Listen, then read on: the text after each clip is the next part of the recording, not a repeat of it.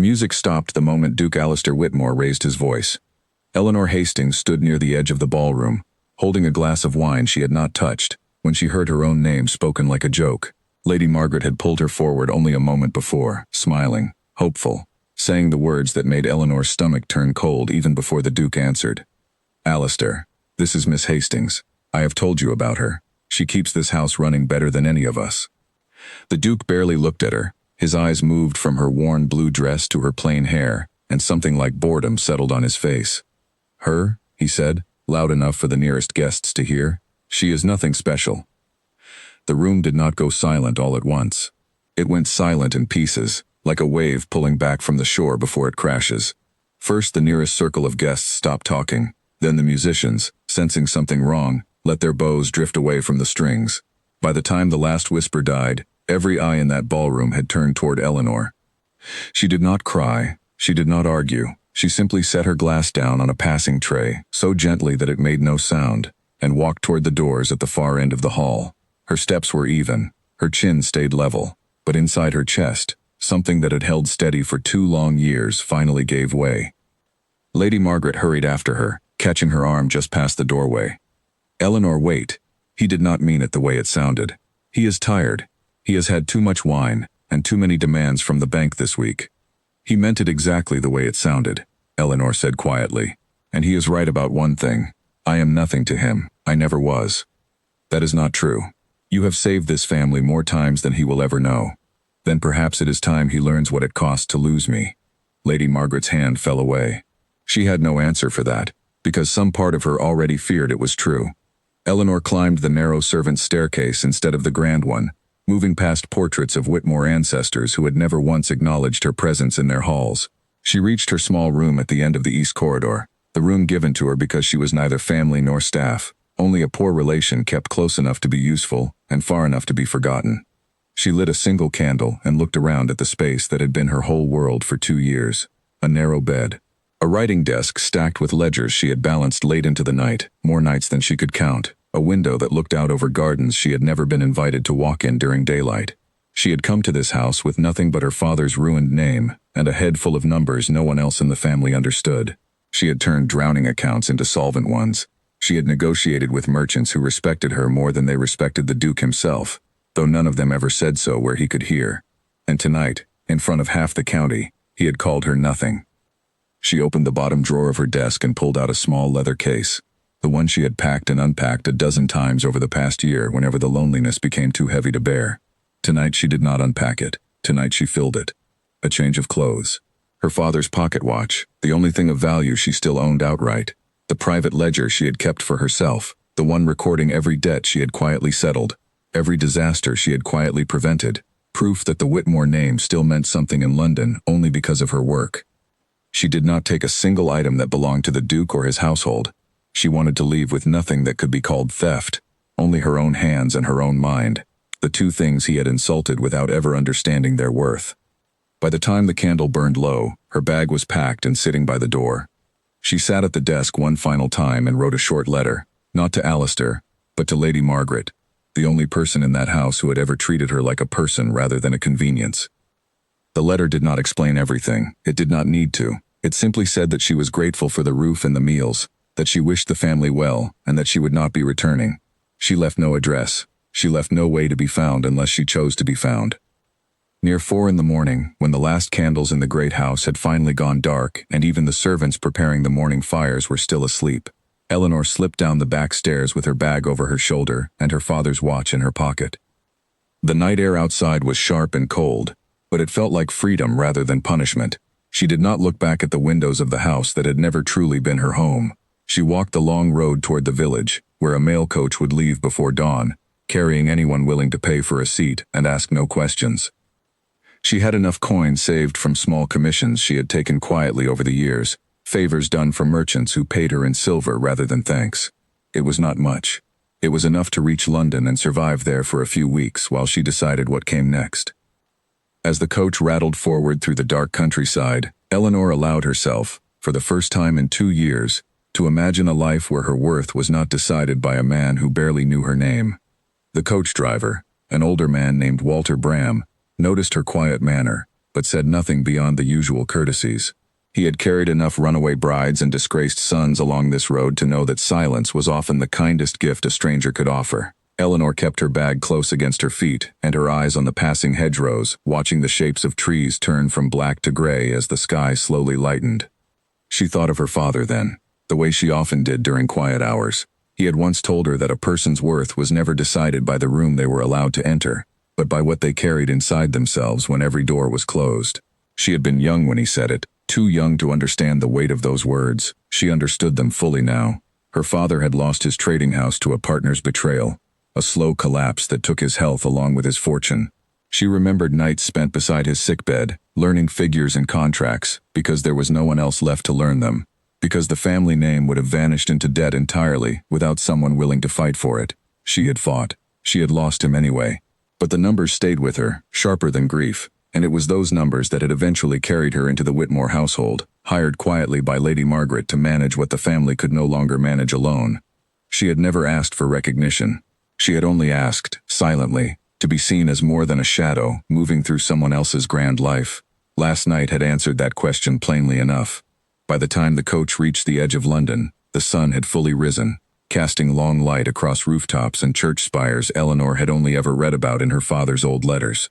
The city felt enormous and indifferent, exactly the kind of place where a woman could disappear entirely, or begin again completely unseen by anyone who thought they already knew her.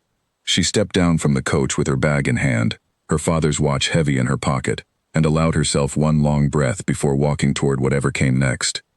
Back at Whitmore House, the morning came like any other morning, until it did not. A young maid named Alice knocked on Eleanor's door with the breakfast tray, as she did every day, and found no answer. She knocked again, then pushed the door open to find the room empty, the bed made, and a folded letter resting on the desk addressed only to Lady Margaret. Alice did not open it. She ran instead, tray forgotten, straight to Lady Margaret's chambers. Lady Margaret read the letter twice before she said a single word. Her hands trembled slightly as she folded it back along its original creases. "Send for my nephew," she said finally. "Tell him it cannot wait." Alistair arrived in his aunt's sitting room still dressed from the night before, his expression somewhere between irritation and exhaustion. He had slept poorly, though he would not have admitted that the reason was the look on Eleanor's face as she walked away from him at the ball. "What is so urgent that it could not wait until a decent hour?" Lady Margaret held out the letter without speaking. He read it once, quickly, the way a man reads something he expects to be trivial. Then he read it again, slower, and the color began to drain from his face. "She is gone. She left before dawn. No one saw her go. No one knows where. She cannot simply leave. She manages half the accounts in this house. She handles the tenants, the merchants, Yes, Alistair. She handles everything you never bothered to notice she was handling." He set the letter down on the small table between them, his jaw tightening.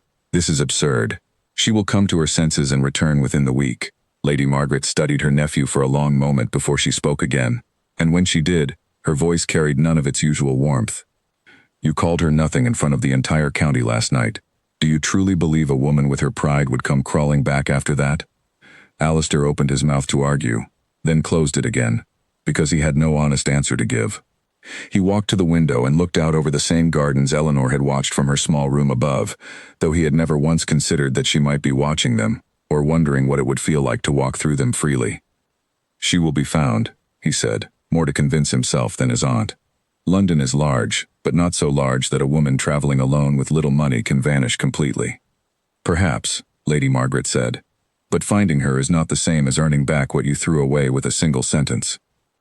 Alistair did not answer. He was already thinking of the ledgers stacked in the study, the ones he had never opened because Eleanor had always handled them before he woke each morning. He was thinking of the merchants who sent letters addressed to her by name, trusting her word over his own seal.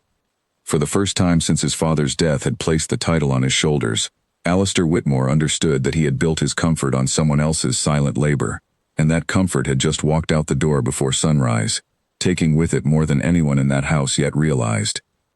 Outside, the mail coach carrying Eleanor Hastings had already crossed the county line, moving steadily toward a city where no one knew her name, and where, for the first time in years, that felt like exactly what she needed. By noon, the study at Whitmore House looked like a battlefield of paper. Alistair sat behind his father's old desk, surrounded by ledgers he barely recognized, columns of numbers written in a hand he now understood belonged entirely to Eleanor Hastings. He had ordered every book brought from her room, every folder from the small cabinet she kept locked beside her writing desk. He had expected confusion. He had not expected to feel afraid. "This cannot be right," he muttered, running a finger down a column that showed the estate's income from the northern farms. The number was nearly double what he remembered discussing with his steward only a season ago. Mr. Peter Lang, the family solicitor, stood on the other side of the desk with his hat still in his hands, having been summoned before he had even finished his morning coffee. "It is right, Your Grace. Miss Hastings renegotiated 3 of the tenant leases last spring. She also settled an old debt with the timber merchants that your father left unresolved for nearly 6 years." Alistair looked up sharply. 6 years? My father spoke of that debt as though it would ruin us. "It very nearly did," Lang said carefully. "Miss Hastings handled the correspondence herself. She convinced the merchants to accept a smaller payment spread across 2 years, in exchange for continued business. They agreed because they trusted her word, not because they trusted the Whitmore name." Alistair sat back, the weight of that sentence settling over him slowly. He had spent years assuming the estate ran itself through some quiet inheritance of good fortune. He was only now beginning to understand that fortune had a name, and that name had walked out his door before sunrise. "Find her," he said, "whatever it costs." "Your Grace, with respect, finding her may not solve the larger problem." "What larger problem?" Lang set his hat down on the corner of the desk, a small gesture that somehow made the room feel heavier. "There is a matter I have been meaning to raise for several weeks. Miss Hastings was aware of it, and I believe she was quietly working to resolve it before she left. Tell me. Lord Charles Pemberton holds a significant portion of the estate's remaining debt, purchased quietly from smaller creditors over the past year. He has not yet called it due, but I have reason to believe he intends to, and soon. Miss Hastings was negotiating an alternative arrangement with a group of merchants in London who were prepared to buy out that debt at a fairer rate. Without her, I do not know if that arrangement still stands." Alistair felt something cold settle in his chest. "Why was I never told any of this?" "You were told, Your Grace, several times. I believe you were occupied with other matters at each meeting." The words were spoken without malice, but they struck harder than any accusation could have. Alistair remembered now, faintly, mentions of Pemberton's name in passing conversations he had barely listened to, distracted by horses, by cards, by the easy comforts of a life he had never had to fight to protect. He rose from the desk and walked to the window, looking out over the same gardens that had witnessed nothing of what was unraveling inside the house. "Send word to Pemberton," he said finally. "Tell him I wish to meet and discuss the terms directly. And Miss Hastings? Find out where the London coaches stop. Someone will remember a woman traveling alone before dawn." Lang hesitated before speaking again. "Your Grace, may I offer an observation, uninvited as it may be?" Alistair did not turn from the window, but he gave a short nod. Miss Hastings did not leave because she lacked options elsewhere. She left because she had finally run out of reasons to stay. If you intend to bring her back, it cannot simply be for the sake of these ledgers. She will see through that in a moment, and rightly so. Alistair said nothing for a long while. Outside, a gardener moved slowly along the far hedge, unaware of the quiet crisis unfolding within the walls behind him. "I am aware of that," Alistair said at last, though his voice carried less certainty than he intended. Later that afternoon, Lady Margaret found him still in the study, staring at a single page of Eleanor's private ledger, one she had not meant for anyone else to see. It listed, in small, careful handwriting, every difficulty she had quietly resolved over 2 years, dated and detailed, as though she had known that one day someone might need proof of what she had done. "She kept records of everything," Alistair said, almost to himself. "Every debt she settled, every dispute she avoided before it ever reached me." "Of course she did," Lady Margaret said, taking a seat across from him. She knew that a woman in her position would never be believed without proof. She built her own defense long before she needed it. Alistair closed the ledger slowly. "I called her nothing, and she was quietly saving this family from ruin the entire time." "Yes," Lady Margaret said, without softening the truth for his comfort. "You did." He looked up at his aunt, searching her expression for some path forward, some instruction on how to undo what could not be undone with a single sentence. "What do I do now?" "You find her," Lady Margaret said, "not to bring her back to a house that never valued her, but to give her the apology she deserves, whatever she chooses to do with it afterward. The rest, Alistair, is no longer entirely in your hands." That evening a letter arrived from Lord Pemberton, its wax seal pressed with unusual precision, its tone polite in a way that made the threat beneath it unmistakable. He would call the debt due within the month unless satisfactory arrangements were made, and he expected those arrangements to be discussed with him personally, at his convenience rather than the Duke's. Alistair read the letter twice, then set it beside Eleanor's ledger, the two documents representing the same fragile truth from opposite directions. One recorded everything she had quietly saved. The other threatened to undo it all in a matter of weeks. He sent his coachman to inquire at every coaching inn along the London road that same night, offering payment for any word of a woman traveling alone, carrying a single bag, with steady eyes and a manner that did not match her plain traveling clothes. It took 2 days before word returned. A driver named Walter Bram, well known along that route, remembered a quiet passenger matching her description, dropped near the eastern edge of London at dawn, several mornings past. He remembered nothing more specific, only that she had thanked him politely and walked toward the city without looking back once. It was not much, but it was enough to know she was somewhere within reach, somewhere in a city large enough to swallow a person whole, and small enough, if he searched carefully, to still find her before Pemberton's deadline arrived, and everything she had built quietly began to fall apart, without her there to defend it. While the study at Whitmore House filled with paper and worry, Eleanor Hastings was settling into a life no one there could have imagined for her. She had taken a small room above a bookshop near the Eastern Docks, paid for with the last of her savings and the sale of a single silver brooch that had belonged to her mother. The landlady, a sharp-eyed widow named Mrs. Grace Bellamy, asked few questions beyond whether she could pay on time and whether she caused trouble. Eleanor answered both honestly, and Mrs. Bellamy seemed satisfied enough to leave her alone after that. On her second morning in the city, Eleanor walked to the trading district where her father's old business had once stood before its collapse. The building had changed hands twice since then, but the merchants who remembered the Hastings name still gathered in the same coffee houses, still argued over the same contracts and shipping schedules that had once been her father's whole world. She recognized one face immediately. Mr. Edward Finch, a cloth merchant who had done business with her father years earlier, sat near the window with a ledger open in front of him, frowning at figures that clearly displeased him.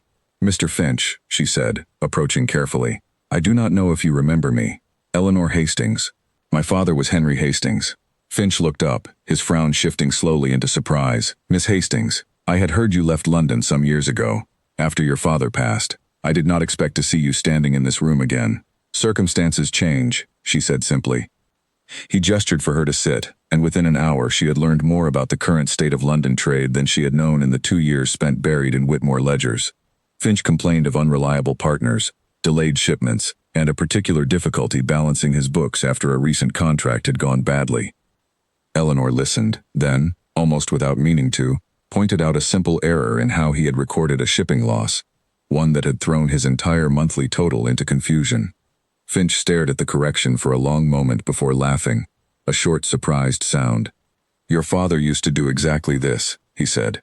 "Point out the obvious thing everyone else had missed, as though it cost him nothing at all." "It cost him everything, eventually," Eleanor said quietly, "but the skill remained useful regardless." Finch studied her with new interest. "Are you seeking employment, Miss Hastings? Because I have never met a woman, or indeed most men, who can read a ledger as quickly as you just read mine." It was not the future she had imagined for herself only days earlier, but it was, she realized, exactly the kind of future her father would have wanted for her. A chance to be valued for her mind rather than tolerated for her usefulness. "Perhaps," she said, "I would need to understand the terms first." Over the following days, Finch introduced her to a small circle of merchants struggling with disorganized accounts and uncertain partnerships. Word moved quickly in the trading district, faster than it ever had within the closed walls of Whitmore House. Within a week, Eleanor had quietly taken on 3 separate clients, each paying modestly but consistently for her services, each treating her not as a poor relation kept out of pity, but as a professional whose judgment carried real weight. She rented a small desk in the corner of Finch's own office, close enough to the docks that she could hear ships arriving each morning, far enough from her old life that she rarely thought of Whitmore House at all, except in quiet moments before sleep, when she wondered whether anyone there had even noticed the true size of what they had lost. Meanwhile, back at Whitmore House, the household staff moved through their days with a new and uneasy tension. Alice, the young maid who had first discovered Eleanor's empty room, found herself questioned repeatedly by the Duke himself, though she had little more to offer than what she had already told Lady Margaret. She left nothing else? No indication of where she might go? "No, Your Grace. Only the letter for Lady Margaret. Her room was tidy." She took only what belonged to her. Alistair dismissed her eventually, though the answer left him no closer to understanding the woman who had spent 2 years inside his walls without ever truly being seen by him. The household cook, an older woman named Mrs. Dorothy Pratt, mentioned quietly to Lady Margaret that meal planning had grown noticeably more difficult without Miss Hastings there to manage the kitchen budget, a detail so small it might have seemed trivial only days earlier, and yet it added itself to a growing list of quiet responsibilities Eleanor had carried without ever receiving thanks. Even the stable master found himself confused over a delivery schedule that Eleanor had arranged months earlier with a supplier in the next county. A schedule now disrupted, with no one certain how to correct it. Piece by piece, the household was discovering the shape of the absence she had left behind, an absence far larger than a single empty bedroom. Alistair spent that evening reviewing correspondence Eleanor had left carefully organized in her desk, letters from tenants requesting adjustments to their rents, invitations from merchants proposing new arrangements, notes in her small, precise handwriting explaining decisions she had made on the estate's behalf without ever needing his approval, because he had never once asked to be consulted. He found himself for the first time genuinely curious about the woman behind the handwriting, rather than simply anxious about the chaos her absence had caused. Who was Eleanor Hastings, beyond the quiet figure who moved through his household unnoticed? What had shaped a woman capable of managing an entire estate's finances while remaining invisible to the very family she saved? He did not yet have an answer, but as he closed her desk drawer that night and extinguished the last candle in the study, he understood that finding her again would mean more than simply solving Pemberton's threat. It would mean confronting exactly how little he had ever bothered to see the people who made his comfortable life possible. Lady Margaret, passing the study on her way to bed, paused at the open door and watched her nephew sit alone among Eleanor's careful records. She said nothing, choosing instead to let the silence speak for itself. Some lessons, she had learned long ago, could only be taught by absence, never by argument. Whether Alistair would learn this one in time to matter was a question even she could not yet answer. Alistair stood at his window that night, the city's distant lights invisible from this distance, and understood for the first time that finding Eleanor Hastings would require more than money or title. It would require becoming the kind of man who deserved to find her at all. The knock on Finch's office door came sharper than usual, and Eleanor looked up from her ledger to see a man she did not recognize standing in the doorway, his coat too fine for the trading district, his eyes searching the room until they landed on her. "Miss Hastings?" She set down her pen carefully. "Who is asking?" "My name is Mr. Peter Lang. I am solicitor to the Duke of Whitmore. I have been searching for you these past several days." The room seemed to grow smaller around her. Finch, seated at his own desk nearby, looked up with quiet concern, ready to intervene if she wished it, but Eleanor raised a hand slightly, signaling she needed no rescue.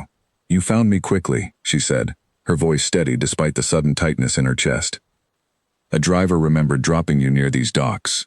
After that, it was only a matter of asking the right questions in the right coffee houses. Your name still carries weight here, Miss Hastings, more than you perhaps realize. What does the Duke want?" Lang hesitated, choosing his words with visible care. "He wishes to speak with you. There are matters concerning the estate that have grown considerably more urgent since your departure." Eleanor almost laughed, though there was no humor in it. "I am no longer employed by the Whitmore household, Mr. Lang. Whatever urgency the estate faces now belongs to the Duke alone.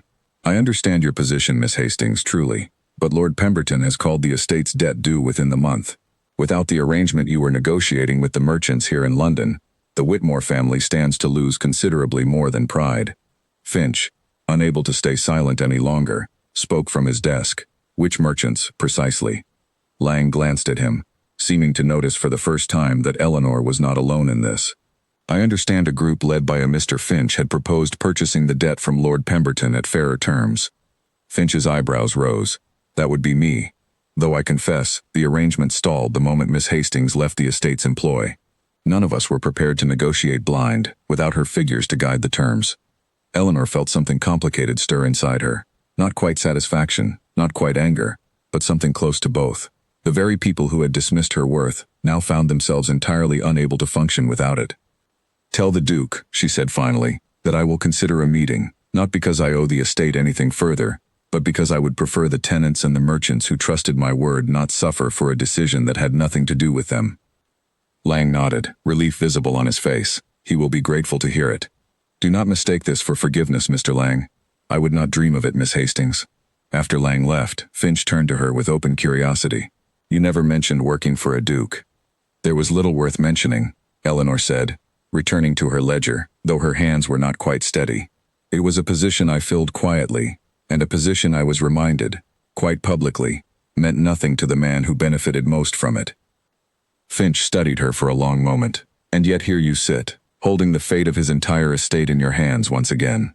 Strange, is it not? Eleanor said. How quickly nothing becomes something the moment it becomes useful again. That evening, alone in her small room above the bookshop, Eleanor allowed herself to think fully, for the first time since leaving, about the life she had built inside Whitmore House, and the life she had built before it. Her father, Henry Hastings, had once run one of London's most respected trading houses, a business built from nothing, through decades of careful work and honest dealing.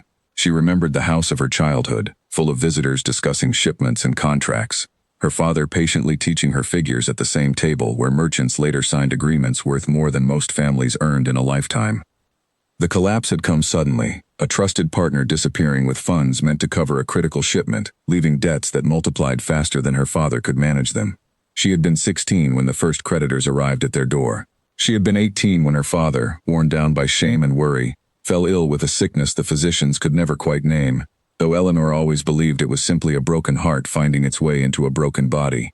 She nursed him for 2 years, learning every remaining detail of the business in the process, negotiating quietly with creditors to buy him peace in his final months. When he died, the house and its remaining assets were sold to cover what debts remained, leaving Eleanor with nothing but her father's pocket watch, a handful of letters, and a mind trained sharply enough to survive almost anywhere, yet a name too damaged to open most doors. Lady Margaret, a distant cousin of her late mother, had offered her a place at Whitmore House out of what Eleanor always assumed was simple family duty rather than genuine warmth. She had accepted gratefully, understanding even then that her position would be precarious, dependent entirely on being useful enough to justify the roof over her head. She had made herself indispensable within months, correcting errors in the estate's accounts that had gone unnoticed for years, quietly resolving disputes that would have otherwise reached the Duke's father, and later, the Duke himself. She had done all of it without asking for recognition, believing, perhaps foolishly, that competence alone would eventually earn her a measure of respect. Instead, it had earned her 2 years of invisibility, ended by a single public sentence that confirmed what she had feared all along. To the Whitmore family, she would always be a poor relation first, and a person of value only when convenient. A soft knock interrupted her thoughts. Mrs. Bellamy stood in the doorway, a folded note in her hand. "A boy delivered this a moment ago, Miss Hastings.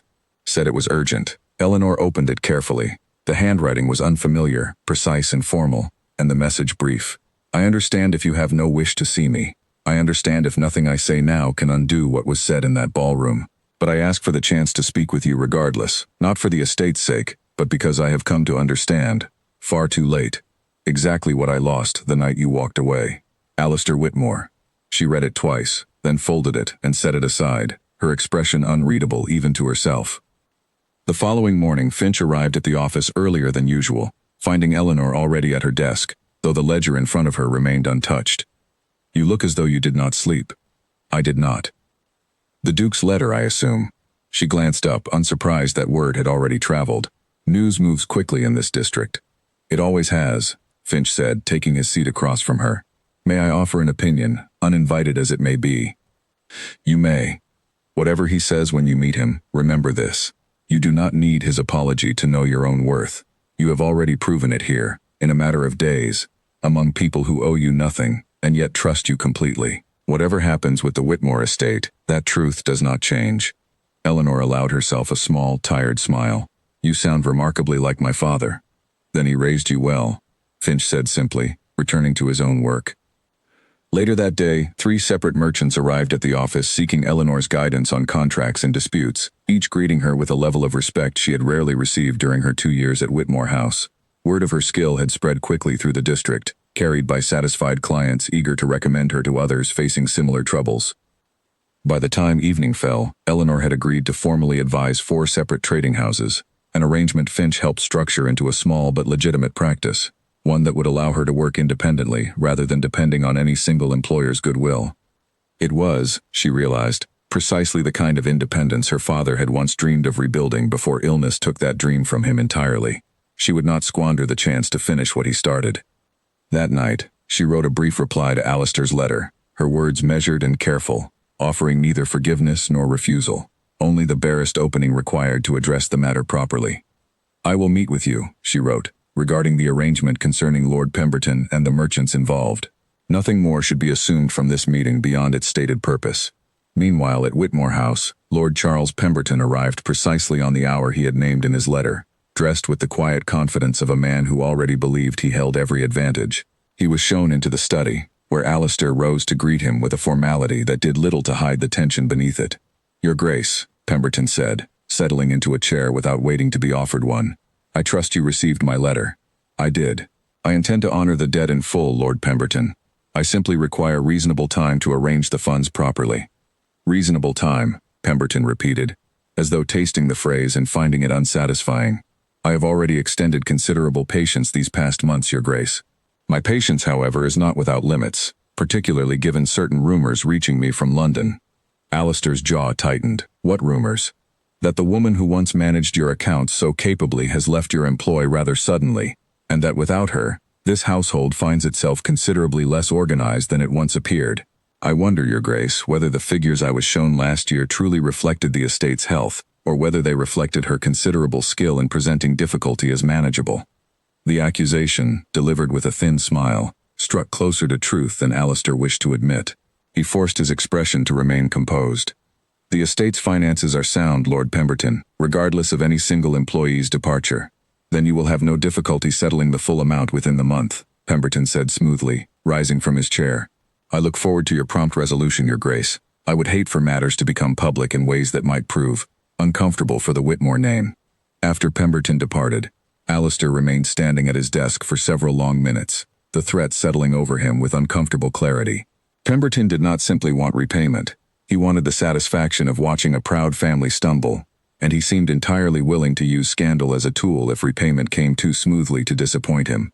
Lady Margaret entered shortly after, having watched Pemberton's carriage depart from the upstairs window. "That man has wanted your father's title humbled for 20 years. I suspect he did not purchase that debt merely for profit. I am beginning to understand that," Alistair admitted. "Lang believes Eleanor's arrangement with the London merchants may still be our best path forward, assuming she is willing to see it through. And are you prepared for what it will cost you to ask that of her properly?" Alistair did not answer immediately. He thought of the letter he had sent, the careful words he had chosen, knowing they could not undo a single sentence spoken in front of half the county. "I am prepared to try," he said finally. "Whether that proves enough remains entirely her decision." Lady Margaret studied him a moment longer, then nodded slowly, satisfied at least that he understood the shape of what lay ahead, even if he could not yet promise the outcome.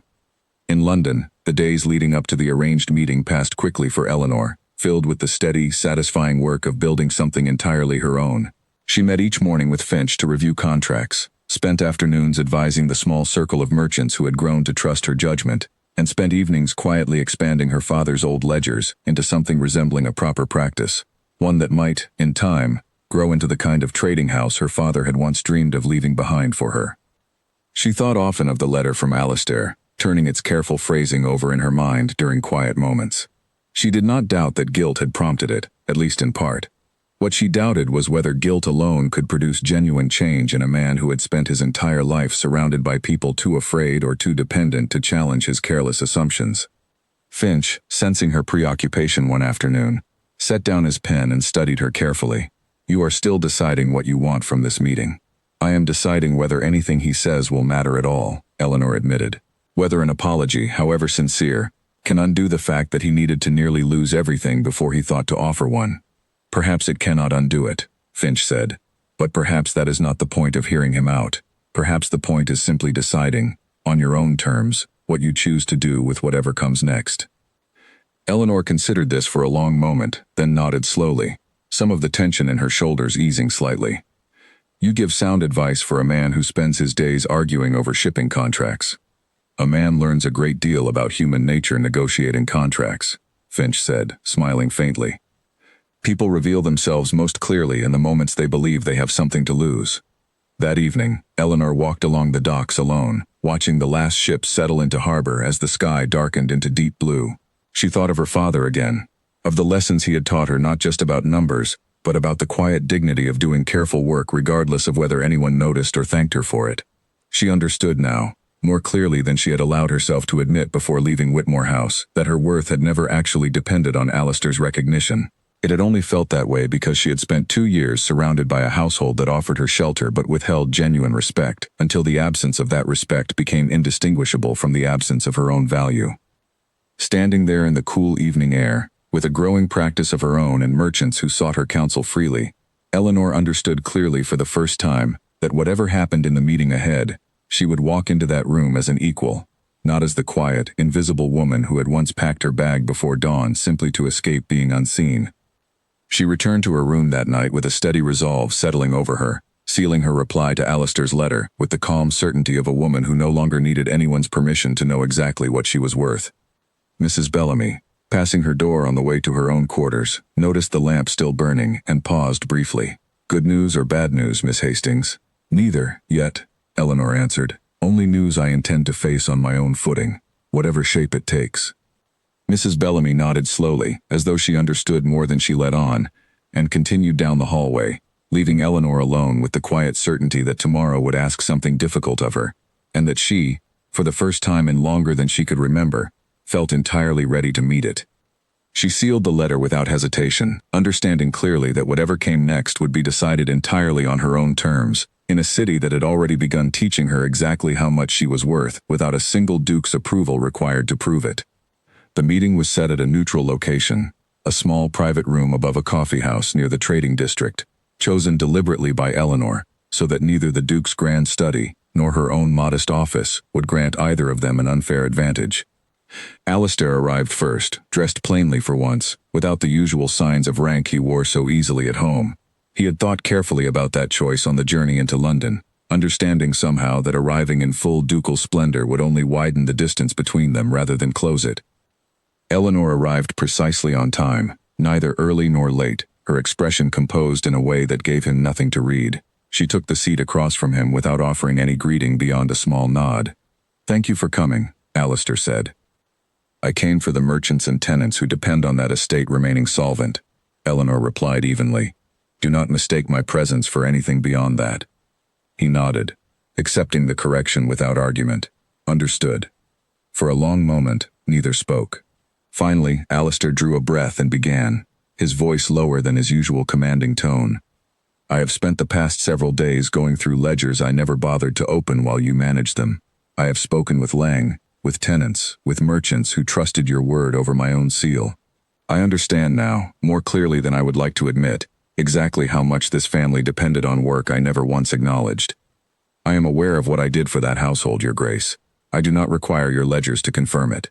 "No," he said, "you do not. But I required them, because until I saw the proof laid out plainly, I do not think I truly understood it myself." Eleanor studied him carefully, searching for the practiced charm she had seen him use so easily at balls and gatherings, the effortless confidence of a man accustomed to smoothing over difficulty with a pleasant word.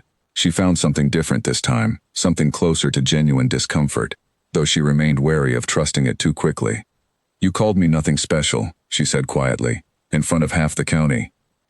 "I did," Alistair said, meeting her eyes without flinching from the admission. It was a careless, cruel thing to say, spoken without a single moment's thought for how it would land, or how untrue it was. "I cannot undo having said it. I can only tell you plainly that I was wrong, and that the 2 years since you joined that household have proven exactly how wrong, in ways I ignored because it was easier not to look closely at who was holding everything together." Eleanor said nothing for a long moment, letting the words settle without immediately responding to them. Outside, the sounds of the trading district carried faintly through the window, carts rattling over cobblestones, merchants calling to one another across the street. "An apology does not undo 2 years of being treated as furniture in your own home," she said finally. "It does not undo the ledgers I balanced at midnight while you slept, or the merchants I negotiated with, because no one else in that household understood how close to ruin your father had left things." "I know," Alistair said. "I am not asking you to forget any of it. I am only telling you the truth, because you deserve at least that much, regardless of whatever you decide to do next." Eleanor exhaled slowly, some of the tension in her shoulders easing slightly, though her expression remained guarded. "Then let us discuss the arrangement, since that is the stated purpose of this meeting."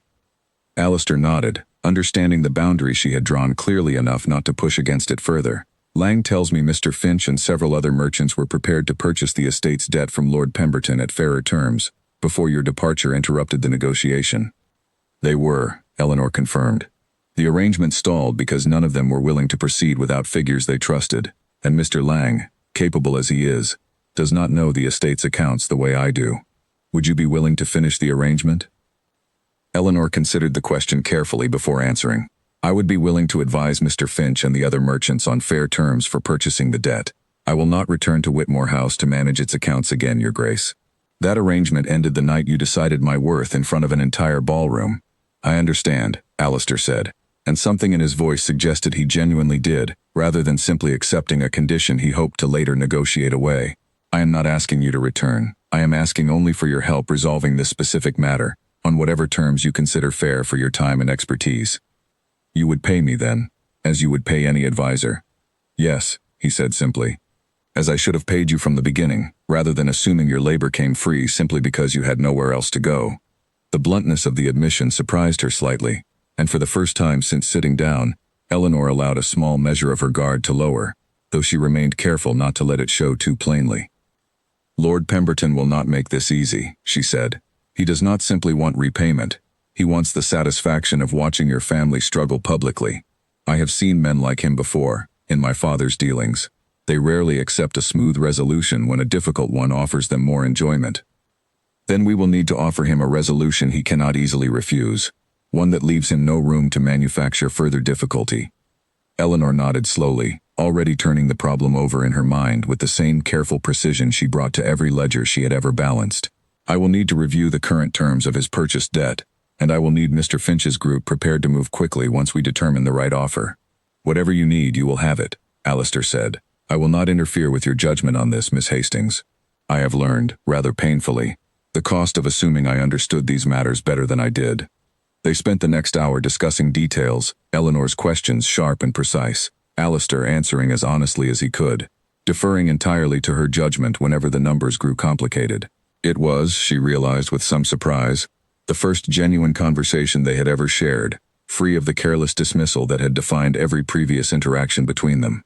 As the meeting drew to a close, Alistair hesitated before rising, clearly weighing whether to say something further. For what it is worth, Miss Hastings, watching you these past hours, discussing figures and strategy with more clarity than most solicitors I have known, I understand now precisely what I dismissed so carelessly that night.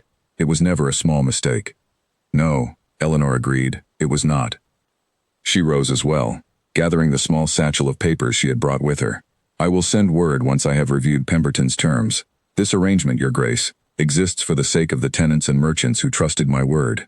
Nothing more should be assumed from it. I understand, Alistair said, and I am grateful regardless of what boundaries you choose to set. She left the room without further ceremony, walking back toward the trading district with her thoughts already turning toward Pemberton's ledgers and the careful strategy required to outmaneuver a man who thrived on other people's difficulty. Alistair remained behind for several minutes after she departed, staring at the empty chair across from him, understanding with quiet, uncomfortable clarity that whatever respect he hoped to eventually earn from her would need to be built slowly, through consistent action rather than a single conversation, however honest it had been. He returned to Whitmore House that evening with the first genuine plan he had held in days, though it offered him no comfort beyond the knowledge that Eleanor Hastings, whatever she ultimately decided about him personally, intended to fight for the tenants and merchants who depended on the estate's survival, entirely on her own terms, exactly as she deserved to. 2 days later, Eleanor sat with Finch and 3 other merchants around a cramped table in his office, spreading Pemberton's purchased debt documents across every available surface. She had spent the previous evening comparing his figures against the original creditor's records, searching for any weakness in how the debt had been assembled. Here, she said finally, tapping a specific clause near the bottom of the 3rd page. Pemberton purchased this debt in 3 separate portions, from 3 different original creditors. He combined them under a single new agreement, but he never formally renegotiated the interest terms on the smallest portion, the one originally held by a linen merchant in Bristol. That portion still carries the original, far lower rate. Finch leaned over the page, studying it carefully. You believe he simply overlooked it? I believe he assumed no one would examine the combined debt closely enough to notice, since the difference is small compared to the whole, but it gives us leverage. If we offer to purchase the entire debt at a rate reflecting the true blended terms, rather than the inflated rate he has quietly applied, he either accepts a lower total than he expected, or he must admit publicly that he manipulated the terms improperly, which would embarrass him considerably among his own peers. One of the other merchants, a quiet man named George Whitfield who dealt primarily in imported tea, let out a low whistle. Remarkable. I would never have noticed such a small discrepancy. My father taught me to read contracts as though searching for a single loose thread capable of unraveling the entire garment, Eleanor said. Lord Pemberton is not a careless man, but he underestimated how closely we would look. Finch sat back, satisfaction clear on his face. Then we present this offer within the week, before he has any opportunity to correct the oversight. Precisely, Eleanor said. Speed matters here as much as accuracy. They spent the remainder of the afternoon drafting the formal offer, Eleanor dictating precise language, while Finch's clerk recorded each clause carefully, ensuring nothing could later be disputed or misinterpreted. By evening, the document sat ready for review, requiring only the Duke's signature to proceed. Word was sent to Whitmore House that same night, and Alistair arrived in London the following morning earlier than expected, clearly eager to see the arrangement completed before Pemberton found any reason to delay further. He read through the offer carefully in Finch's office, impressed despite himself by the precision of the language and the quiet cleverness of the strategy hidden within it. This is remarkable work, he said, looking up at Eleanor across the table. I would never have found this discrepancy myself. You were never trained to look for it, Eleanor said simply, without any particular warmth in her tone, though not unkindly either. That is precisely why the estate required someone who was. He signed the document without hesitation, and within the hour, a formal courier had been dispatched to deliver the offer directly to Lord Pemberton's residence, along with a request for his response within 3 days. The waiting that followed proved difficult for everyone involved. Alistair remained in London rather than returning immediately to the estate, uncertain what else to do with himself besides pace the halls of a rented townhouse while awaiting Pemberton's decision.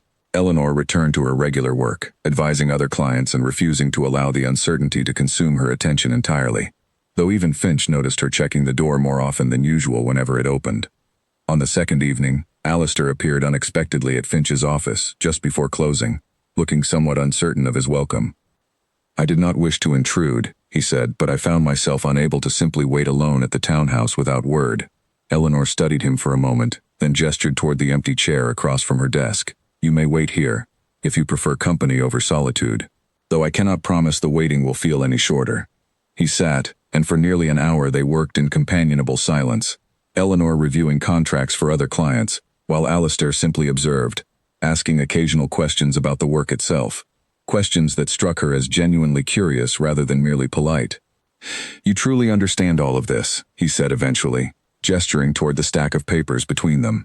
Not simply the figures, but the strategy behind them, the way people can be maneuvered into fair terms without ever feeling cornered. My father built an entire business on exactly that understanding, Eleanor said. I learned it watching him, long before I ever needed it to survive on my own. I am sorry, Alistair said quietly, that it took losing everything for the world to notice what you were capable of. Eleanor looked up at him then, something unreadable passing across her expression. The world noticed easily enough, once I stopped waiting inside walls that refused to see it themselves. He said nothing further, understanding the quiet rebuke embedded gently within her words, and the two of them returned to their respective work as the evening light outside slowly faded, both waiting, in their own private ways, for word from Lord Pemberton that would determine whether careful strategy could truly outmatch a man determined to enjoy someone else's downfall. Lord Pemberton's reply arrived on the morning of the third day, delivered not by courier but by Pemberton himself, who appeared unannounced at Finch's office with 2 of his own solicitors trailing behind him, his expression carrying none of the smooth confidence he had shown at Whitmore House days earlier. Miss Hastings, he said, stepping into the room without waiting for invitation, I understand you have taken a personal interest in the Whitmore estate's affairs once again. I have taken interest in fair terms, Lord Pemberton, Eleanor replied evenly, rising from her desk. Nothing more. Fair terms, he repeated, a note of strain entering his voice. You are aware, I assume, that the offer sent to me contains a rather specific observation regarding the Bristol portion of the debt. I am aware. I calculated it myself. Pemberton's jaw tightened almost imperceptibly. Behind him, Finch and Alistair exchanged a brief glance, both recognizing the shift in the room, the sudden loss of the advantage Pemberton had clearly expected to hold throughout this entire affair. That discrepancy, Pemberton said carefully, was an oversight in the original documentation, nothing more. It carries no bearing on the validity of the combined agreement. Perhaps, Eleanor said. Though I suspect a magistrate reviewing the original creditor's terms alongside your combined agreement might reach a different conclusion, particularly given how precisely the blended rate happens to favor your position over the original lender's. The room fell silent for a long moment. Pemberton's composure, so carefully maintained during his visit to Whitmore House, showed its first genuine crack. You would take this to a magistrate. I would prefer not to, Eleanor said. I imagine you would prefer that as well, given how such proceedings tend to attract attention among your peers, particularly regarding the manner in which certain debts were quietly assembled.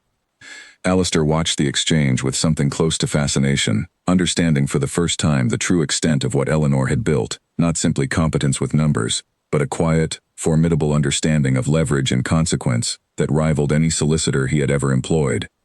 Pemberton looked between Eleanor and Alistair, clearly recalculating whatever strategy he had arrived with. What terms do you propose precisely? The offer already states them clearly, Eleanor said. Mr. Finch and his associates will purchase the full debt at the corrected blended rate, paid within 30 days. In exchange, you withdraw any further claim against the Whitmore estate, and this matter concludes quietly, without need for magistrates or public attention on either side. Pemberton's solicitors conferred with him briefly in low voices, and after several tense minutes, he turned back toward the room with visibly forced composure. I will accept these terms, he said. Though I confess, Miss Hastings, I underestimated precisely who I was dealing with when I first purchased this debt. Most people do, Eleanor said simply. It rarely serves them well. The documents were signed within the hour, Finch's group formally assuming the debt at fair terms, Pemberton withdrawing his claim against the estate entirely. When he departed, his earlier confidence had visibly diminished, replaced by the careful, wary respect of a man who had learned an uncomfortable lesson about assuming weakness where none actually existed. After he left, the small office erupted into quiet celebration, Finch and the other merchants shaking hands warmly, congratulating Eleanor on a resolution none of them had believed possible only days earlier. Alistair remained somewhat apart from the celebration, watching Eleanor accept the merchant's gratitude with quiet grace, understanding fully now the size of what he had so carelessly dismissed that night at the ball. Once the room had cleared, and only the two of them remained, he approached her carefully. You saved the estate today. Not simply through clever figures, but through genuine courage, standing against a man determined to see us fail. I did not do it for the estate, Eleanor said honestly. I did it because the tenants deserve stability, and because I refuse to allow a man like Pemberton to profit from cruelty simply because no one challenges him. Regardless of your reasons, the result remains the same. You have saved something I very nearly lost through my own carelessness. Eleanor studied him for a long moment, weighing something carefully before speaking again. This resolves the immediate crisis, Your Grace. It does not resolve what happened between us before any of this began. I know, Alistair said quietly. I do not expect it to. I only hope, in time, that my actions might eventually mean something closer to genuine change, rather than simply crisis management. Time will tell, Eleanor said, gathering her papers with the same steady composure she had carried throughout the entire negotiation. For now, the matter concerning Lord Pemberton is settled. Whatever remains between us personally is a separate question entirely, one I am not yet prepared to answer. She left the office that evening with Finch, the two of them discussing plans to formalize her growing practice now that word of her skill had spread even further through the successful resolution with Pemberton. Merchants who had previously only heard rumors of her ability now sought her directly, eager to secure her counsel before her schedule filled entirely. Alistair returned to his rented townhouse alone, the victory feeling strangely hollow despite its magnitude. He had saved the estate, yes, but only through Eleanor's skill and courage he had dismissed so carelessly only weeks earlier. The estate was secure. Whatever remained between himself and the woman who had secured it felt, if anything, more uncertain than before. 3 days later, word reached him through Lang that Pemberton, humiliated by the quiet manner of his defeat, had begun spreading his own version of events among London society, framing himself as a generous creditor wronged by an ungrateful debtor rather than a man caught manipulating terms for his own advantage. The rumors reached Whitmore House within the week, distorted further with each retelling, until whispers began circulating that the Duke had been saved from ruin only through the intervention of a woman he had publicly humiliated, a woman now rumored, in the crueler versions of the story, to have manipulated her way into Whitmore's affairs for her own gain. Lady Margaret brought the matter to Alistair's attention with visible anger. Pemberton is attempting to poison her reputation because he cannot accept losing honestly. If this continues, It could damage the very practice she has worked so hard to build in London. Alistair's hands tightened into fists at his sides. I will not allow that. Whatever else remains unresolved between us, she does not deserve to suffer for defending this family against a man determined to exploit our weakness. Then you must act quickly, and publicly, Lady Margaret said. Whispers left unanswered tend to calcify into accepted truth. Alistair spent that evening drafting a letter, not to Eleanor, but to the wider circle of London society, who had witnessed his cruelty that night at the ball, and now risked believing an equally cruel distortion of the truth that followed it. He requested a gathering, a formal event at Whitmore House, ostensibly to celebrate the resolution of the estate's financial troubles, though he understood clearly the true purpose it would serve. He sent word to Eleanor the following morning, uncertain whether she would agree to attend an event hosted in the very ballroom where he had once dismissed her so publicly. Her reply arrived 2 days later, brief and measured. I will attend, on the condition that whatever you intend to say publicly reflects the truth entirely, without softening your own responsibility for what happened that night. Alistair read the letter several times, understanding fully the weight of what she was asking. She was not simply requesting an apology repeated in front of witnesses. She was requiring complete honesty, delivered publicly, regardless of how uncomfortable it proved for his own pride.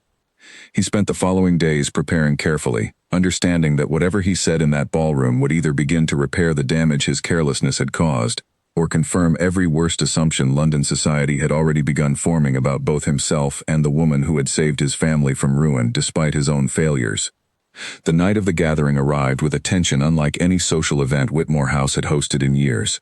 Guests arrived uncertain what exactly to expect, having heard multiple conflicting versions of events from Pemberton's whispered rumors and the household staff's quieter, more accurate accounts. Eleanor arrived precisely on time, dressed simply but with unmistakable composure, drawing curious glances from guests who remembered the humiliation she had suffered in this very room only weeks earlier. Alistair watched her enter from across the ballroom, understanding that whatever happened next would determine far more than simply the estate's reputation. It would determine whether he had genuinely become a different man since that careless night, or whether his recent efforts amounted to nothing more than convenient crisis management dressed up as growth.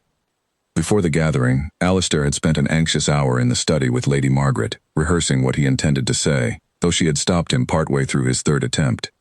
You are still trying to make yourself sound better than you were that night, she said gently but firmly. Eleanor did not ask for a polished speech, she asked for truth. Say what happened plainly, without excuses, and let the room judge you honestly. I am afraid of what they will think of me. Then you have already misunderstood the purpose of tonight, Lady Margaret said. This was never meant to protect your reputation, Alistair. It was meant to protect hers, from a lie Pemberton has spread out of spite. Whatever damage your honesty does to your own standing tonight is a fair price for the damage your careless words did to her 2 weeks ago. He had absorbed the rebuke quietly, understanding she was right, and had spent the remaining hours before the gathering stripping his intended words down to their simplest, most honest form. Now, standing in the center of the ballroom with every guest watching, he found Eleanor's eyes across the crowd and held them briefly before beginning. Several weeks ago, in this very room, I said something cruel and untrue about a woman who had spent 2 years quietly saving this family from financial ruin. I called her nothing special, in front of many of you standing here tonight, without a single moment's consideration for how false those words were, or how much she had sacrificed to hold this household together, while I paid her efforts no attention whatsoever. A murmur moved through the crowd, guests exchanging glances, some recalling the incident clearly, others hearing the full truth of it for the first time. Since that night, Alistair continued, I have learned precisely how much this family owed to Miss Eleanor Hastings. She managed accounts I never bothered to examine.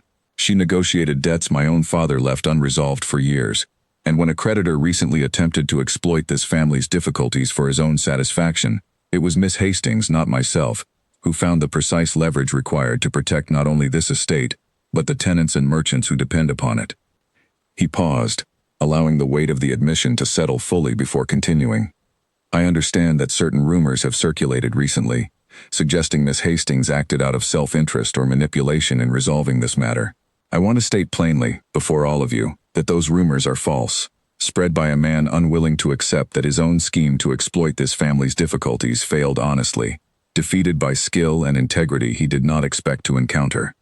Across the room, Lord Pemberton, who had arrived uninvited but curious enough to witness the gathering, shifted uncomfortably as heads began turning in his direction. "Miss Hastings owes this family nothing further," Alistair said, his voice steady despite the difficulty of the admission. "She has already given more than any of us deserved, and received considerably less gratitude than her work warranted. Whatever she chooses to do from this point forward, I wanted every person in this room to understand clearly that the fault for what happened between us belongs entirely to me and to no one else." He turned then, walking directly toward Eleanor rather than remaining at the center of the room where social convention might have kept him. The crowd parted slightly, watching with open curiosity as he stopped before her. "I do not expect this to undo what I said," he said quietly, though the room's stillness carried his words to those standing nearby. "I only wanted you to hear it corrected, publicly, in the same room where the damage was done." Eleanor studied him for a long moment, aware of every eye in the ballroom watching the exchange, yet feeling strangely calm despite the attention. "You have done what you said you would do, Your Grace. The truth has been spoken plainly, and Lord Pemberton's rumors will find considerably less fertile ground to grow in now." "That was not the only reason I spoke tonight," Alistair said. "No," Eleanor agreed. "I imagine it was not." She did not offer forgiveness in that moment, nor did she offer warmth beyond simple acknowledgement, but something in her expression had shifted slightly. A small easing of the guard she had carried since the night she packed her bag and disappeared before dawn. Across the room, Lady Margaret watched the exchange with quiet satisfaction, understanding that whatever happened next between her nephew and Eleanor Hastings would unfold slowly, on terms neither rumor nor public spectacle could rush. Lord Pemberton, sensing the shifting mood of the room clearly enough, made a quiet exit before the gathering's end, understanding that his attempt to salvage his reputation through spiteful rumor had failed as thoroughly as his attempt to exploit the estate's debt had failed weeks earlier. As the evening wound down and guests began departing, Finch, who had been invited as one of the merchants instrumental in resolving the estate's crisis, approached Eleanor with a knowing smile. "That took considerable courage, standing in the very room where you were once so carelessly dismissed." "It did," Eleanor admitted, "though I find I am no longer the same woman who once packed her bag in that house, afraid of being unseen. Whatever happens next, I intend to walk forward on my own footing, regardless of what anyone in that ballroom decides to believe." "A wise position," Finch said, "though I suspect, watching the Duke tonight, that footing may prove less lonely than you expect." Eleanor said nothing to that, though she allowed herself, for the first time since arriving, a small private smile as she gathered her things to leave, understanding that whatever the following weeks held, she would face them as an equal, respected finally for exactly the worth she had always carried, whether anyone chose to acknowledge it or not. 3 weeks passed after the gathering at Whitmore House, and in that time, Eleanor's practice in London grew steadily, word of her skill traveling further through the trading district with each contract she successfully negotiated. She had taken on 2 additional clerks to help manage the growing volume of work, young men eager to learn under a woman whose reputation had quickly become one of the most respected in the district. She had not returned to Whitmore House, nor had Alistair pressed her to. Instead, he had taken to visiting London periodically, ostensibly to review the estate's remaining business with Lang, though Eleanor understood well enough that his visits had grown more frequent than any remaining business truly required. Their conversations during these visits remained careful at first, focused mainly on practical matters, the settlement of Pemberton's debt, the renegotiation of certain tenant leases, small details that gave them reason to speak without requiring either of them to address the deeper question hanging quietly between them. Gradually, however, the conversations shifted. Alistair began arriving with genuine questions rather than manufactured business, curious about the merchants she advised, the strategies she employed, the quiet satisfaction she had built for herself independent of any family name or title. "You have built something remarkable here," he said one afternoon, sitting across from her desk while she reviewed a shipping contract for a client. "An entire practice, respected by men who once would not have considered taking advice from a woman at all." "My father built the foundation," Eleanor said. "I simply finished what illness and betrayal interrupted." "Even so, it took considerable courage to walk into this district with nothing but a name most had forgotten and rebuild it into something this solid." Eleanor glanced up at him, setting her pen down carefully. "Courage born from necessity is not always a virtue, Your Grace. Sometimes it is simply the only option left when every other door has closed." "Perhaps," Alistair said, "though I have come to believe the distinction matters less than the outcome itself." She studied him for a long moment, noting how different he seemed from the careless man who had once dismissed her so casually in front of an entire ballroom. He listened now, in a way he had never bothered to before, asking questions that suggested genuine curiosity rather than polite obligation. "You have changed," she said finally, the observation slipping out before she had fully decided to voice it. "I hope so," Alistair said quietly, "though I understand that hope alone does not undo what I said, or the years I spent failing to notice your worth while benefiting entirely from your labor." "No," Eleanor agreed, "it does not undo it. But it does count for something, I suppose." It was the closest she had come to acknowledging any softening in her position since the night she had walked out of Whitmore House before dawn, and Alistair recognized it carefully, choosing not to push further than the moment allowed. Their meetings continued in this manner over the following weeks, gradually growing warmer, though Eleanor maintained careful boundaries throughout, unwilling to rush toward forgiveness simply because his behavior had genuinely improved. Trust, she understood clearly from her father's own painful lessons, could not be rebuilt through good intentions alone. It required sustained, consistent proof, delivered over time rather than through a single dramatic gesture. Alistair seemed to understand this as well, never pressing her for more than she was willing to offer, content instead to simply continue showing up, honest and attentive, allowing whatever developed between them to unfold at whatever pace she required. One afternoon in late autumn, Lord Pemberton's continued attempts to salvage his reputation finally collapsed entirely, when a rival creditor, having heard the full details of his failed scheme against the Whitmore estate, publicly refused to conduct further business with him, citing concerns over his handling of purchased debts. Within weeks, Pemberton's standing among London's financial circles diminished considerably, his earlier confidence replaced by the quiet consequences of underestimating the woman he had once dismissed as easily manipulated. Eleanor took no particular satisfaction in his downfall, understanding it as simply the natural consequence of his own choices, rather than anything she needed to actively pursue.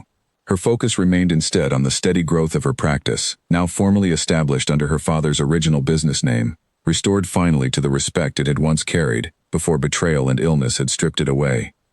Alistair attended the small ceremony marking the formal reopening of Hastings Trading, standing quietly among the merchants and clients who had gathered to celebrate Eleanor's achievement, understanding fully that his presence there was accepted rather than expected, a distinction he had come to value considerably more than he once valued his own title. "You did this," he said afterward, finding a quiet moment alone with her once the gathering had thinned. "Everything your father built, restored entirely through your own effort." "I did," Eleanor agreed, allowing herself, for the first time in longer than she could remember, genuine pride rather than quiet endurance. "It is strange, is it not, how a single cruel sentence in a ballroom led me here, to something I might never have built otherwise." "I take no comfort in that," Alistair said. "Whatever good came from it does not excuse the cruelty itself." "No," Eleanor said, "it does not. But perhaps it does not need to. Perhaps both things can be true at once. You caused genuine harm, and I built something genuine from the wreckage of it. Neither fact erases the other." Alistair considered this carefully, understanding it as perhaps the most honest assessment of their entire situation that either of them had yet spoken aloud. "Then where does that leave us precisely?" Eleanor was quiet for a long moment, studying him carefully before answering. "It leaves us here, in this moment, deciding together what comes next, rather than assuming either of us already knows the answer." It was not forgiveness, not entirely, but it was an opening, deliberate and honest, offered on terms she had chosen entirely for herself, rather than terms dictated by his title or his guilt. Over the following months, their relationship continued to develop slowly, built on the kind of steady honesty neither of them had experienced in their previous dealings with each other. Alistair involved her increasingly in decisions concerning the estate, not as an employee returning to her old position, but as an equal partner whose judgment he had come to trust completely, compensated fairly for every hour of guidance she offered. Lady Margaret watched the gradual shift between them with quiet satisfaction, understanding that whatever developed between her nephew and Eleanor Hastings would prove considerably stronger for having been built slowly, through genuine change rather than convenient reconciliation. By the following spring, Eleanor's practice had grown into one of the most respected trading houses in London, employing several clerks and advising dozens of merchants across the district. She maintained her independence throughout, never allowing her growing closeness with Alistair to compromise the autonomy she had fought so hard to build for herself. It was during a quiet dinner at her own townhouse, one she had purchased outright through her practice's steady success, that Alistair finally spoke the words he had been considering carefully for weeks. "I do not ask this lightly," he said, "and I understand fully that you owe me nothing beyond what you have already given this family. but I find myself wishing for a future built alongside you, not because the estate requires your skill, though it certainly benefits from it, but because I have come to value your judgment, your honesty, and your presence more than I know how to properly express." Eleanor studied him carefully, weighing the weight of his words against everything that had passed between them since that cruel night in the ballroom.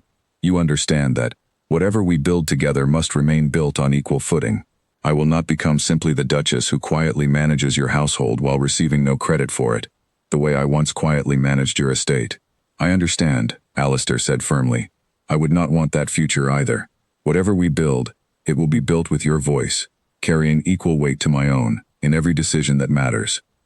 Eleanor considered this for a long moment, understanding fully the significance of what he offered, not simply a title or comfortable life, but a genuine partnership built on the respect he had failed to offer her from the very beginning, now finally extended honestly, after months of proving it through consistent action rather than empty words.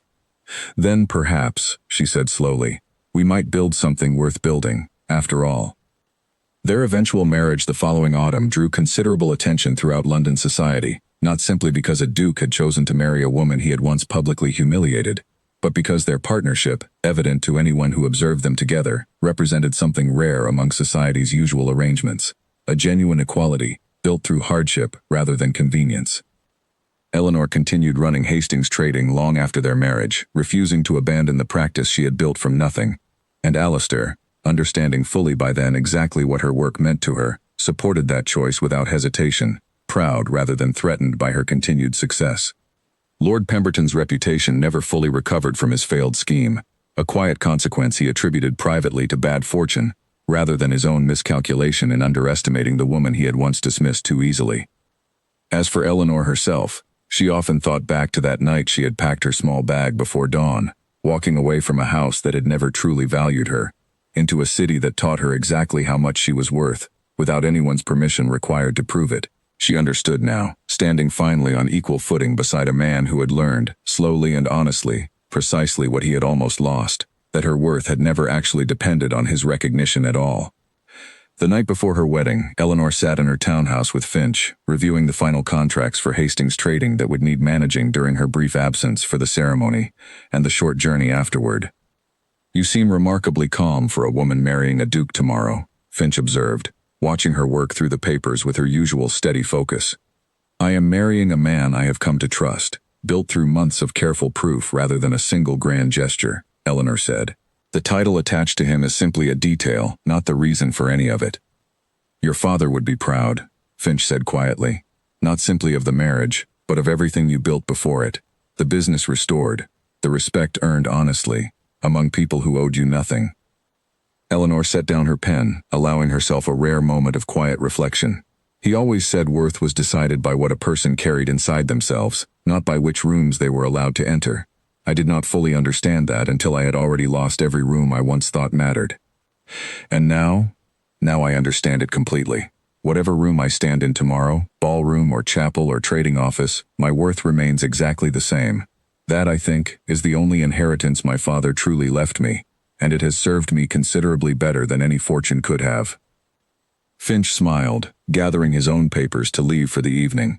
"Then I wish you every happiness, Miss Hastings, though I suspect after tomorrow, I shall need to grow accustomed to a different name entirely."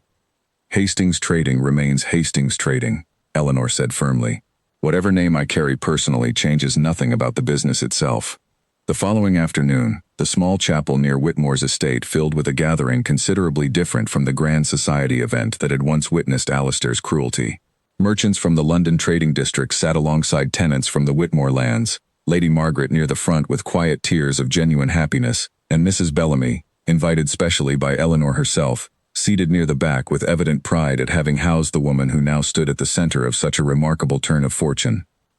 Alistair waited at the front of the chapel, dressed simply, without the ostentatious display he might once have favored, having learned over the preceding months that Eleanor valued substance considerably more than spectacle. When she entered, walking without hesitation and without any need for someone to give her away, having insisted on walking that aisle entirely on her own terms, he felt something settle firmly in his chest, a certainty he had never expected to feel so completely. The ceremony itself was brief and simple, exactly as Eleanor had requested, free of unnecessary grandeur. focused instead on the genuine commitment being made between two people who had built their understanding of each other through hardship rather than convenience. Afterward, at the modest celebration held in the gardens of Whitmore House, the same gardens Eleanor had once watched from her small window without ever being invited to walk through them, Lady Margaret found a quiet moment to speak with her. "You have changed this family considerably," she said, "not simply through the fortune you saved, but through the honesty you demanded in return. Alistair is a better man for having nearly lost you, and a better man still for having fought to become worthy of your return. He fought for himself, as much as for me," Eleanor said. "I simply gave him the chance to prove it, rather than accepting empty words as sufficient." "A wise distinction," Lady Margaret said. "One I hope he never forgets." "He will not," Eleanor said with quiet confidence. "I intend to make certain of it." Later that evening, as the gathering wound down and the last guests began departing, Alistair found Eleanor standing alone near the edge of the garden, looking back toward the house that had once held so much quiet pain for her. "Any regrets?" he asked gently, joining her. "None," Eleanor said, "though I confess, standing here now, I find myself grateful in ways I never expected, for a night I once believed had cost me everything." "It very nearly did," Alistair said. "I am only fortunate that what you built from that loss included room enough, eventually, for me as well." Eleanor turned to him, something warm finally settling fully into her expression, free of the careful guardedness she had maintained for so long. "Room built on equal footing, Your Grace. Never forget that part." "Never," he promised. "Not for as long as I live." They stood together in the quiet evening light, the same gardens that had once represented everything she was denied, now finally opened to her completely, not as a gift granted by his title, but as ground she had claimed entirely through her own worth, standing finally as an equal beside a man who had learned, through genuine effort rather than convenient words, exactly what he had almost lost, and exactly what it took to become worthy of finding it again. It had only ever depended on her own refusal to remain invisible, a lesson she carried forward long after the ballroom that once dismissed her had become the very place where she finally stood, undeniably, as exactly the woman she had always been. A year after the wedding, Hastings Trading had grown large enough to require a proper office of its own near the London docks. No longer a corner desk borrowed from Finch's practice, but a full building bearing Eleanor's father's name across its entrance in clean, simple lettering. On a cold morning in early winter, a young woman appeared at the door, hesitant and poorly dressed against the weather, asking to speak with Miss Hastings directly. The clerks nearly turned her away, assuming she had mistaken the trading house for somewhere else entirely, until Eleanor herself, passing through the front room, recognized something familiar in the girl's careful, guarded posture. "Let her in," Eleanor said. "I will see her myself." The young woman, who introduced herself as Margaret Doyle, explained her situation with visible difficulty, clearly unaccustomed to asking anyone for help. She had been managing her late uncle's small shipping accounts for 3 years, quietly correcting his partner's careless errors, only to be dismissed without a word of thanks the moment the partner discovered she could be replaced by a clerk willing to work for less. "I do not know where else to turn," Margaret admitted.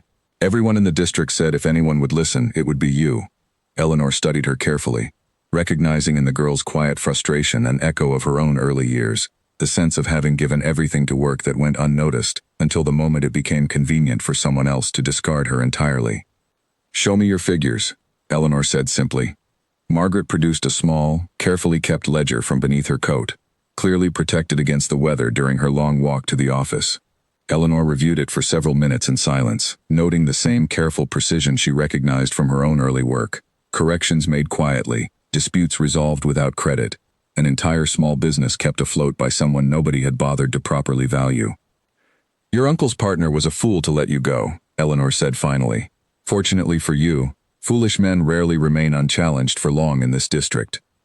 Over the following weeks, Eleanor took Margaret on as a clerk within Hastings Trading, teaching her the finer points of contract negotiation that experience alone had not yet provided, while also quietly using her own growing influence to ensure Margaret's former employer found his own business considerably more difficult to conduct without the careful oversight he had so carelessly dismissed.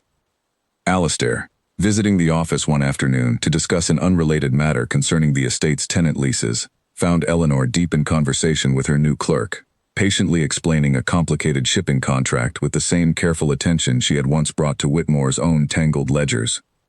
"Another rescue," he observed afterward, once Margaret had gathered her things for the evening. "Not a rescue," Eleanor corrected gently.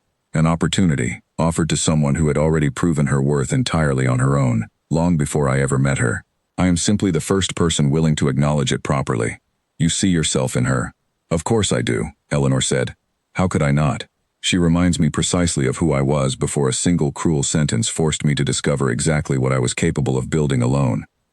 Alistair considered this quietly, understanding the deeper truth beneath her words, that whatever pain had shaped her, Eleanor had transformed it into something generous rather than bitter, using her own hard-won position to open doors for others who might otherwise remain unseen the way she once had been. I am proud of you, he said simply, not for the practice alone, though it is remarkable, but for what you choose to do with the standing it has given you. Standing means little, if it only serves the person who holds it, Eleanor said. My father taught me that as well, though I did not fully understand it until I had the means to prove it myself. Their conversation was interrupted by a messenger arriving with urgent news from the estate, a minor dispute among two tenant farmers requiring careful mediation before it escalated into something more damaging. Eleanor set aside her own work without hesitation, accompanying Alistair back to Whitmore Lands the following morning, understanding that her role in the estate's affairs, though no longer a formal position, remained one both of them valued as an ongoing partnership rather than a temporary arrangement born purely from crisis. The dispute, once they arrived, proved simpler than initially feared, a disagreement over shared water rights that Eleanor resolved within an afternoon through careful, patient negotiation, drawing on the same skill that had once quietly kept the entire estate solvent without anyone noticing the effort behind it. You could simply enjoy your success in London, Alistair said afterward, as they rode back toward the main house together. You are not obligated to continue managing every difficulty this estate produces. I do not do it from obligation, Eleanor said. I do it because these tenants deserve fairness, the same fairness I once fought to secure for myself. Besides, Your Grace, I suspect you would find yourself considerably less capable without my occasional guidance, regardless of how far your own understanding has grown these past months. Alistair laughed, a genuine, easy sound that had grown considerably more common between them over the preceding year. I would not dream of denying it.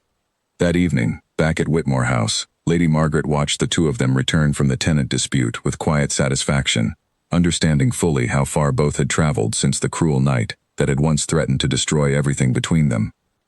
You have built something rare, she told Eleanor privately, while Alistair attended to correspondence in the study nearby. A marriage, built on genuine partnership rather than the quiet arrangements most in our circle settle for. It required considerable proof before I trusted it, Eleanor admitted. But I have found, in the time since, that proof sustained consistently becomes something considerably more solid than any single grand gesture could have offered. And Margaret Doyle? The clerk you have taken under your guidance? She reminds me why the fight mattered in the first place, Eleanor said, not simply to secure my own worth, but to ensure others recognize theirs considerably sooner than I recognized my own. As winter deepened and the estate settled into its quieter seasonal rhythms, Eleanor continued dividing her time between Hastings' trading and Whitmore's affairs, never fully abandoning either, understanding that both represented different parts of the same hard-won truth she had learned since that night she packed a small bag and walked away before dawn. She had left that house believing herself unseen, her worth reduced to a single careless sentence spoken in a crowded ballroom. She returned to it now, a year later, as an equal partner in every sense that mattered. Having built an entire practice from nothing, rescued a family from ruin through her own skill, and extended that same hard-won respect to another young woman who might otherwise have remained invisible far longer than necessary. Margaret Doyle, within a year of joining Hastings Trading, had grown skilled enough to manage her own small portfolio of clients, a quiet continuation of the very legacy Eleanor's father had first built decades earlier, now carried forward not simply through blood, but through the deliberate choice to lift others alongside her, rather than guard her hard-earned position jealously. Eleanor often thought, in quiet moments at her desk overlooking the London docks, that her father would have recognized something familiar in the shape her life had finally taken, not simply survival after loss, but genuine restoration, built patiently, through honest work, and the quiet refusal to ever again accept being called nothing, by anyone unwilling to look closely enough to see her true worth. And when guests at Whitmore House occasionally asked, carefully and with evident curiosity, how the Duke and Duchess had come to build such an unusually equal partnership, Alistair answered simply, without hesitation, exactly the same way every time. She taught me, quite thoroughly, precisely what happens when you mistake quiet competence for something unworthy of notice. I do not intend to make that mistake again. in this marriage, or in any matter concerning the people who make our lives possible. Eleanor, standing nearby whenever he offered that answer, never corrected him, understanding it as the truest thing he could say, a lesson learned fully and carried forward, exactly as she had once demanded of him in that quiet coffeehouse meeting above the trading district, when she had first agreed to face him again on her own terms, and no one else's. In the spring that followed, Hastings Trading opened a second small office in Bristol, staffed partly by Margaret Doyle, who had grown confident enough to manage her own clients without needing Eleanor's constant guidance. Eleanor traveled there occasionally to review the accounts, always finding the work steady and honest, a quiet testament to how far both women had come from the moments when their worth had first been dismissed by people too careless to look closely enough to notice it. Lord Pemberton, in the years that followed, faded gradually from London's financial circles altogether, his name mentioned only occasionally, and rarely with anything resembling the respect he had once commanded before his failed scheme against the Whitmore estate exposed exactly how little integrity had ever supported his reputation. Eleanor felt no particular satisfaction in his decline, understanding it simply as the natural consequence of choices made carelessly, without regard for the people he assumed would never challenge him. Whitmore House itself changed considerably during those years, not through any dramatic renovation, but through smaller, quieter shifts that reflected the partnership at its center.